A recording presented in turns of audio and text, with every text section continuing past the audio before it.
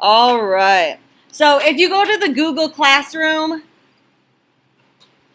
you will see that there's a new assignment on the stream labeled Monochromatic Painting Development and Final. I haven't put like a set due date on there yet. I know this is extremely hard to read. I'll zoom in a little bit.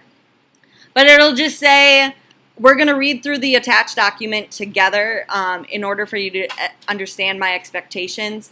For painting, I typically give 15 school days or 3 weeks for an assignment because painting does take a bit more time because you not only have to draw out your object or your subject of the painting, but then you have to actually go in and paint that subject.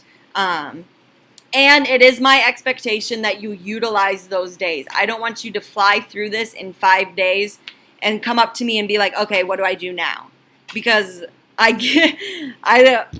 it's only because that my planning is where you guys are working on this for those days, and I don't really have anything else planned for you. Of course, there's the artist statement and our final critique at the end, but I may just have you kind of critique it yourself or have a few other classmates critique it and see if there's anything that you guys can change on it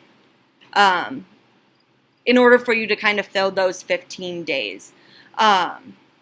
So I am going to, a lot of this photographing your sketches and things like that is going to help me a lot with the online learners, but it also gives me one place where I can look at all of your guys' artwork instead of me hanging on to them in a pile or you guys putting them in your cubbies or whatever it may be. So that photographing the stuff really does help me quite a bit.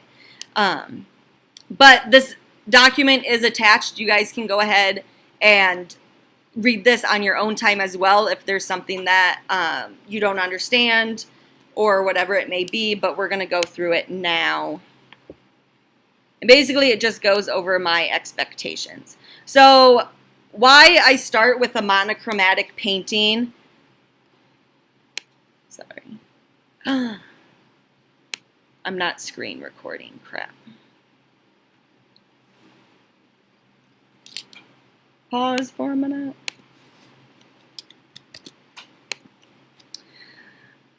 So why I start with a monochromatic painting for my painting class is because it's a good introduction into mixing paints to get different tints and shades. So tints would be lighter colors, shades would be darker colors of an overall image. So what you're first going to do is visualize your plans and directions that you plan on taking in the creation of your project. So what I'm having you guys do is I'm going to have you guys go to the website Pexels and find an image you would like to work from off of there. If you want to do a still life painting, that is fine as well. But overall, I want everybody using an image from the site Pexels. And I want to see rough sketches of your final painting before you actually begin your final painting. You guys will get to choose what color you're going to use, what your subject matter is, as well as what direction you're going to take. You will have to use acrylic paints in this. I want you guys starting with that, and then we're going to get into some watercolor projects. But I'll go to the website Pexels here for a moment. So I'll go to the home page. But Pexels is basically free stock photos that you can use and not have to worry about copyright infringement. So I think a mistake a lot of people will kind of make is they'll go directly to Google and look for an image on there, but you're not always guaranteed that that's copyright free. Yes, in high school, you're not going to have to worry about that person tracking you down and suing you for using their image without their permission or whatever. But it's still just a good practice to get into. And the great thing about this website is that all of the images are extremely good quality. So you're not going to run into that graininess or the problem that it's not big enough for you to work from or whatever it may be. But Pexels is full of a variety of different subject matters. So one thing I like to paint a lot is, you could see earlier that I looked up female portraits. But you can look up dogs if you want to paint a picture of a dog. And you'll get all sorts of images of great quality dog photos if that's what you want to do. I had a girl use this image last year, actually. Yeah. Claire. But really great pictures as far as that. There's cars.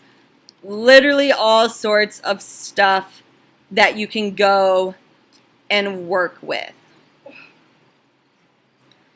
I will say, once you kind of choose what it is that you want to paint and turn into your monochromatic painting, you're going to want to translate that image to black and white because it's going to make it a lot easier for you to identify the light and dark areas. So now I'm going to just kind of go over into some Google images of monochromatic paintings so you guys kind of have a visual representation of what I'm talking about. So monochromatic means one color. It's one color, but it's tints and shades of that color. So lighter versions of that color, darker versions of that color. And as you can see from the examples, you can go with a portrait, you can go with a landscape, you can really go a still life drawing, you can really go in any direction you would like for this assignment. A lot of these people choose blue, it looks like. This is not what I'm looking for because that's just one orange and then some white. So one of the expectations of the assignment is that I see at least 5 different values within there. So something like this, where I see a really light value, it's getting a bit darker. There's super dark value in here, as well as the birds. There's just a lot of different values to give it that depth and an interesting look that I'm looking for. And it's going to help you practice making and mixing values with paint. Because I feel like some people, that's the biggest struggle that they have, is just creating the right value that they want. Now I'm going to go back to that assignment sheet. So today is going to be that kind of planning time where you're looking at Pexels and kind of figuring out what it is that you're going to want to spend the next 15 days working on for this assignment. So choose something that you are really interested in. Don't just choose the first image you see because that's simple or whatever it may be, because you're going to get bored with it, or you're not going to be as motivated or interested in it if it's not personally interesting to you.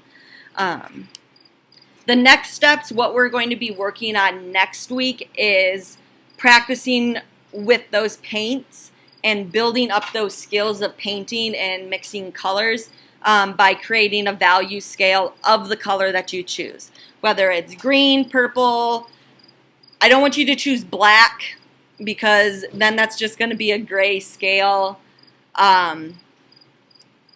image. I would like you to choose a color just because it'll give you just that much more practice mixing colors together to get the color that you want.